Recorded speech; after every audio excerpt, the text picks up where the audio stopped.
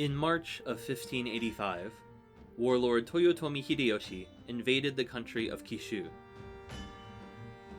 Local lords who surrendered were shown mercy. Those who chose to fight had their villages set on fire.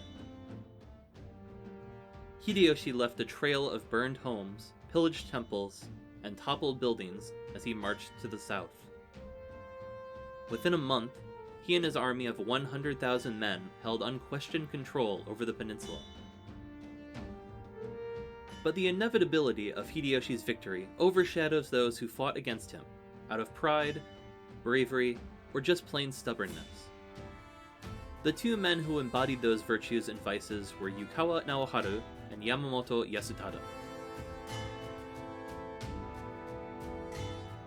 Yukawa Naoharu was head of the powerful Yukawa clan, which had controlled southern Kishu for 12 generations.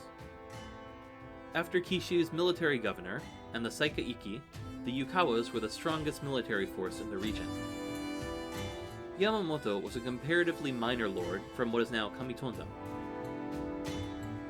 When Hideyoshi's forces first tangled with the Saikaiki near the northern border, Yukawa called a war council at Wakayama Castle with all the regional clan leaders. There, he learned the military governor was planning to surrender, and the others were of a similar mind. Only Yukawa and Yamamoto wanted to fight. Hideyoshi's invasion of southern Wakayama advanced at a frightening pace. Yukawa's pickets encountered Hideyoshi soldiers mere days after he crossed the border. And even if those down south weren't sure what was happening, they would have seen the smoke coming off of the villages Hideyoshi left torched. The violence of Hideyoshi's march was enough to crack strong familial bonds. The Yukawas were closely linked with the nearby Tamaki clan, led by Tamaki Naokazu of Teidori Castle. The clans had fought side by side many times, and when Naokazu's father was killed in battle, Yukawa raised the young man like he was his own son. But when Hideyoshi's army came marching into town, Naokazu acceded to the warlord's demands. Yukawa had to devote precious resources to fighting not just Hideyoshi, but the man who was like a son to him.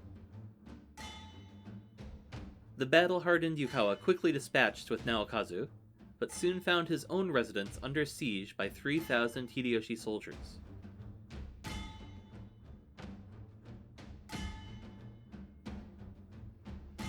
Yukawa set his Wakayama castle on fire, not an uncommon move for a defeated commander.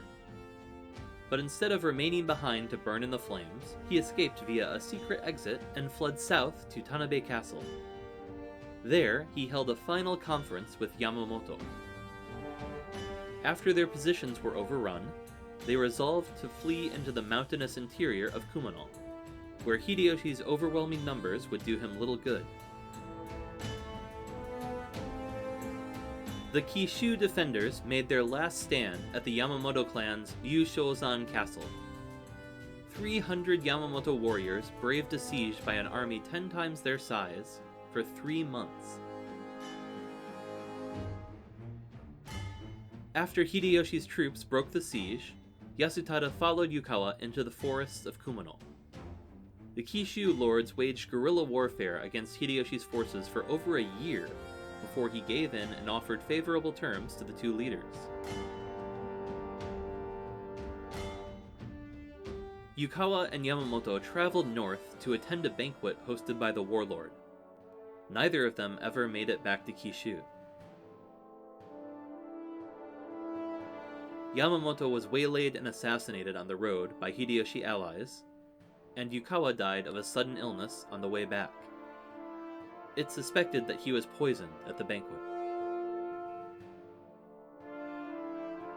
Though both leaders were dead, the resistance they had inspired persisted.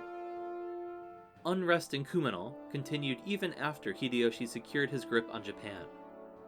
He had Akagi Castle built as a garrison against peasant revolts, but said revolts outlasted both Akagi Castle and the Toyotomi clan itself. Hideyoshi's conquest of the Kishu Peninsula is barely a footnote in history books, and this chapter of it, as far as I can tell, has never been translated into other languages. That's not really a surprise. It's largely uninteresting from a military perspective. Yukawa and Yamamoto were outnumbered 10-1 at every engagement. But missing from that explanation is the personal family drama of a man torn between his foster father and the threat of a pillaging warlord. Or the wily tactician who faked his own death for seemingly no actual reason. Or of the locals so inspired by their leader's resistance that they kept fighting for another 30 years.